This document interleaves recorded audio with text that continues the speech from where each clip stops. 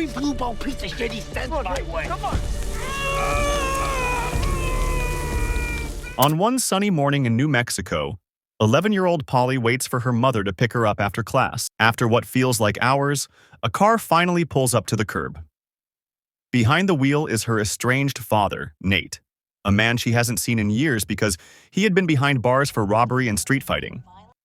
Shocked, Polly asks where her mother is and whether Nate is even allowed to be here. Nate replies calmly that he got out of jail this morning and urges her to get in the car. Reluctantly, Polly climbs inside. Almost immediately, she notices something is wrong. The car is hot-wired, and the window is smashed.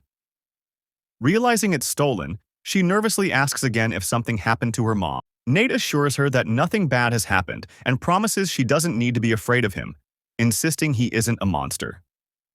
Still uneasy, Polly spots a police cruiser waiting at the light nearby. She thinks about getting out, but Nate sternly warns her to stay put. By nightfall, Nate pulls into a parking lot a short distance from a rundown motel, explaining that he doesn't want the police, or anyone else, tracking them. Polly notices her suitcase and realizes Nate is also wearing her stepfather Tom's jacket. She asks him about it, but he says nothing. At the motel, Nate checks them into a room and buys Polly a bag of chips from the vending machine. Once inside the room, he begins calling old friends, asking for help with looking after Polly, but each one refuses. Frustrated, he throws the phone down. Trying to calm him, Polly suggests a game. She asks him to close his eyes and guess the flavor of the chips. Nate says, "Barbecue." Later, he decides to change Polly's appearance by cutting and bleaching her hair so she won't be recognized. When Polly asks if he has done this before, Nate confidently says, "Plenty of times," but his clumsy hands quickly give him away. In the end, though, Polly finds that she actually likes her new style. Then, Nate shows her a few self-defense moves, telling her that if anyone ever tries to hurt her, she should strike hard at the back of the head and run. Polly hesitates, saying she isn't strong enough. "You gotta feel weak to be strong," Nate explains. "That's what my brother Nick always said." Then, his tone darkens. He tells her to watch out for men with blue lightning tattoos, people he angered while in prison. To help her practice, he tells Polly to imagine that the enemy has hurt her teddy bear. With that image in mind, she swings with all her strength, channeling her anger into the blow. Later that night, while Nate sleeps, Polly quietly switches on the news channel. Her heart sinks as the screen shows her own home, surrounded by flashing lights and crime scene tape. The reporter announces that her mother and stepfather Tom have been murdered. Nate's photo appears next, with the anchor describing him as dangerous and connected to the notorious Aryan Steel Gang, a violent group known for producing and distributing meth. Authorities say they are investigating whether Nate is involved in the murders. The detectives urge citizens to be on the lookout for the 11-year-old girl, Polly. Shattered by the news of her mother's death, Polly slips out of the motel room and walks to a nearby store. She finds a phone and dials the police. When the dispatcher answers, Polly simply says that she saw her house on TV and that her name is Polly. The dispatcher quickly transfers the call to Detective John Park. John's voice comes through, calm but urgent, asking if Polly is hurt. She replies quietly that he wouldn't hurt her, then hesitates before adding that the guys with the blue tattoos might have hurt her mom. John asks her to tell him where she is. Reluctantly, Polly whispers the motel's name, then hangs up. At that moment, Nate shows up, furious, demanding to know what she did. Trembling, Polly pleads that they have to go now. But then the weight of her mother's death crashes over her. She breaks down in sobs, accusing Nate of lying to her about her mom being safe. Nate's face softens and he apologizes. Before he can say more, the wail of sirens cuts through the night. Panic erupts, and they bolt from the room, slipping into the shadows just as police swarm the motel. Minutes later, after narrowly escaping, Nate finally stops, out of breath. His voice is low and heavy as he explains that it wasn't him, it was them. The guys with the blue lightning tattoos.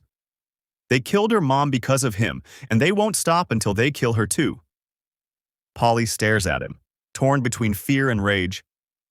Nate looks at her and continues, saying that if she wants to go to the cops she called, she can, and he won't stop her.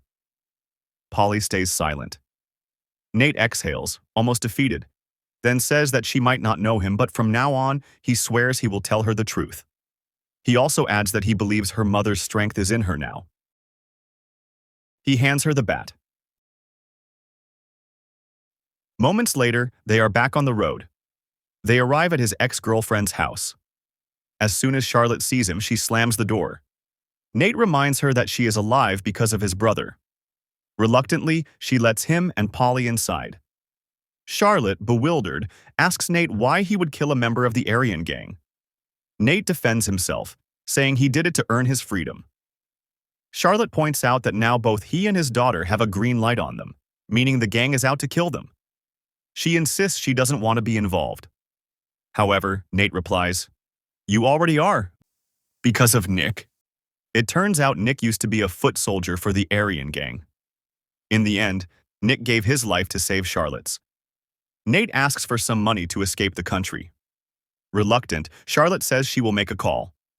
Nate then tells Polly he's going to ditch the car.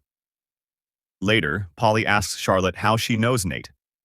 Charlotte smiles faintly and says it isn't a kid-friendly story, but she does tell her that Nate really loved Polly's mom.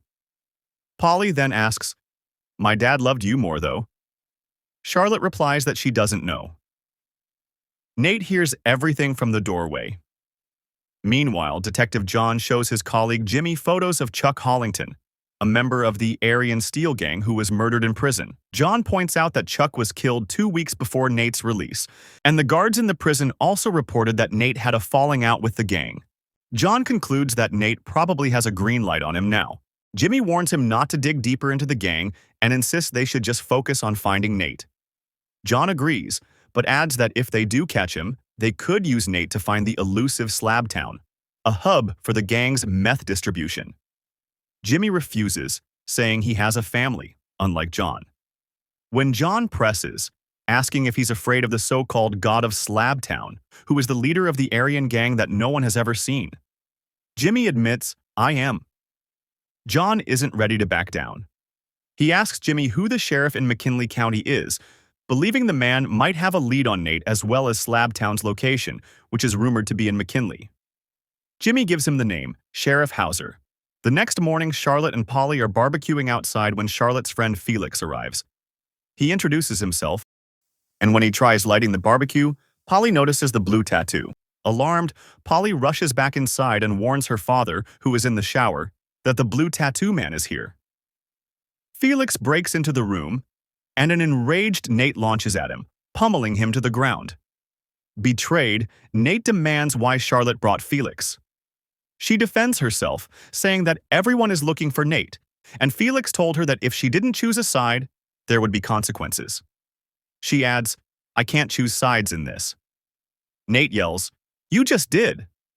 Nate then orders Felix to call off the green light. Felix shakes his head, saying he can't. Only the God of Slabtown can. Nate accuses him of bluffing, but Felix insists the man is real and has eyes and ears everywhere. He advises Nate to take his daughter's life himself before he does. Nate, furious, burns Felix's face as a warning to the gang. Polly witnesses the entire ordeal. Later, they stop at a restaurant. Nate tries to calculate how many gallons of fuel $91 can buy. Polly chimes in, saying that gas costs $3 a gallon, so they can afford 30 gallons. In conclusion, she says they can travel about 750 miles, not counting other expenses. Nate, pride shining in his eyes, thanks her. Then, curious, Polly asks about Charlotte, saying she thought he only loved her mother. Nate admits that he did, a long time ago, when her mother loved him back. Polly casually comments that Charlotte is nice too, and that she loves him. But Nate points out that Charlotte betrayed them and adds that he doesn't deserve love. Desperate for money, Nate decides to rob the store registers. Before going in, he tells Polly to lock the car doors. She asks for a Snickers bar, and he agrees. Inside the shop, Nate orders the owner to put the money into a bag. Moments later, another customer shows up and, noticing the commotion, pulls out a gun. Outside, Polly slams the horn, distracting the man and giving Nate the split second he needs to escape, but not before being shot in the leg. Despite the wound, Nate manages to get back to the car, and they speed away. A police cruiser spots them and gives chase. Nate hands the Snickers bar to Polly as the sirens close in. After a tense pursuit, Nate manages to shake off the cop, though Polly notices the blood spreading from his wound. Nate pulls into a trucker's chapel, where Polly helps bandage his leg. To fill the silence, Nate jokes that it's his first time in a church. Polly replies, "Me too." She tells him that when she was in first grade, her teacher asked the class to draw a family portrait. Hating the idea, she told her teacher she was Jewish. The teacher called her mother, who later took Polly to the temple. Her mother told her she could practice any religion she wanted, but it was there that Polly realized she didn't want to be Jewish, or anything at all. Nate quietly admits he feels the same. Later, Polly goes outside to throw away the bloodied rags. Suddenly, a dirty cop on the Aryan gang's payroll emerges and tries to shoot her. Polly hides in terror. Nate rushes out to protect her, and in the struggle, the cop's gun falls to the ground.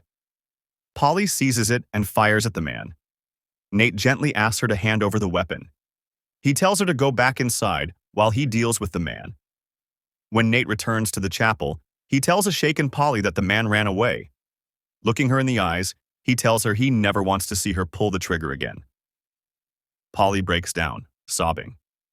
Nate comforts her, promising that from now on she can leave the shooting to him. "You are a good thing, Polly," he says softly. "And I don't want good things ruined." The next day, John reaches Trucker's Chapel in McKinley. He recalls his earlier phone call with Sheriff Hauser when he asked if there had been any sightings of Nate and Polly in his jurisdiction. Hauser said no and added that he couldn't find any information on Slabtown. John also mentioned that shots had been fired at Trucker's Chapel near his precinct last night. But Hauser insisted it was a false alarm and that he had spoken with the officer involved this morning. John calls his station to track down Mitchell King's cruiser. After getting the location, John finds the car, then spots Nate and Polly. John drives toward them, steps out, and draws his gun. He introduces himself, saying he just wants to talk and that he isn't part of the Aryan gang. Still, Nate doesn't trust him. John presses, explaining that he only wants to help call off the green light. John lists Nate's petty crimes, robbery, street fighting, and adds that Nate also allegedly killed his ex. Polly quickly interrupts, saying he didn't. John admits he doesn't blame Nate for taking protection from the gang inside prison, since he would have done the same. He sums it up. Nate tried to cut ties with the gang, and in return, they killed his wife. John then offers Nate a deal. He can take him to jail, or he can help him bring down the Slabtown God, who is none other than Sheriff Hauser. Nate scoffs, saying, "You haven't got the guts to call it in." John admits he is afraid, since Hauser has nearly everyone in his pocket. Nate is stunned that John would use him as bait to capture Hauser, but John replies flatly, "I am just exploiting the situation here." Nate warns him, "Chuck tried to exploit me, and see where he is." John reassures him that if he takes down Hauser, he'll make sure Nate and Polly escape the country. Meanwhile, at the Slabtown, Hauser enters a trailer where a rival gang member is tied up for trying to sell drugs in their territory. Without hesitation, Hauser slices open the man's stomach, knowing that's where the drugs are hidden. Back with Nate, Polly suggests they should run, but Nate somberly explains there's no running from a green light. She accuses John of being a bad cop, but Nate replies that even if he is, he will do right by her. Then, Nate asks Polly to tell him about herself, like who she wants to become when she grows up. After thinking, Polly says she wants to be a dancer. She asks her father what he wanted to be. Nate admits he never stopped to think about it, blindly following his brother everywhere, but assures her she's smarter than he was. The next morning, John tells Nate the address of Slabtown and shows him the new passports prepared for him and Polly once the job is done. Nate quietly tells John to take care of Polly in case he doesn't return. But John reassures him he'll make it back. Nate simply says, "Keep her safe." John gives his word. Nate hugs his daughter tightly and tells her to be safe. Polly makes him promise to return, and he does. With that, he bids her goodbye and leaves. Left behind, John tries to make small talk with Polly, but she's angry and storms off to the bathroom, slamming the door. A knock suddenly comes at the door. John quickly tells Polly to stay inside. He opens it to find Jimmy, who suspects John has found Nate and Polly. But then the truth comes out. Jimmy is secretly tied to the Aryan gang. Inside the bathroom, Polly makes a noise, giving John the distraction he needs. He takes down Jimmy. Once the fight ends, he tells Polly to get ready. An hour later, Nate arrives at Slabtown, where gang members quickly notice him. He runs inside a trailer, but they surround him from all sides. Eventually, they capture him and string him up. Hauser demands to know about John and who he has been talking to. Nate insists he doesn't know. Hauser then threatens to kill Polly if Nate doesn't give him answers. Nate, defiant, vows that he'll kill Hauser instead. Suddenly, gunshots erupt outside. Police have surrounded the compound, and leading them is John. In the chaos, Polly slips out of the car, desperate to find her father. She discovers a trailer guarded by a dog. Thinking quickly, she climbs the fence and throws her beloved teddy bear to distract it. With the dog occupied, she runs inside. Inside, she finds her father tied up. She hurriedly helps him down with a metal rod. At that moment, Hauser bursts in. He fires at Nate, but Polly lunges at him, trying to knock him down. The attempt fails, and Hauser seizes her, dragging her outside as a bargaining chip. The police hesitate, forced to back off. Moments later, Nate comes up behind Hauser and stabs him. He tells Polly to turn around. Then, the officers open fire on Hauser. One stray bullet striking Nate, killing him instantly. Polly collapses in tears. In the days that follow, John arranges for her placement in a foster home. Days later, at the foster home, John promises Polly that she can call him if she ever needs anything before leaving. Polly meets her foster siblings. They invite her to join them. At first reluctant, she eventually begins to dance with them, slowly warming up. She feels a small flicker of joy again. Though the trauma of losing her parents and witnessing violence still lingers deep in her heart,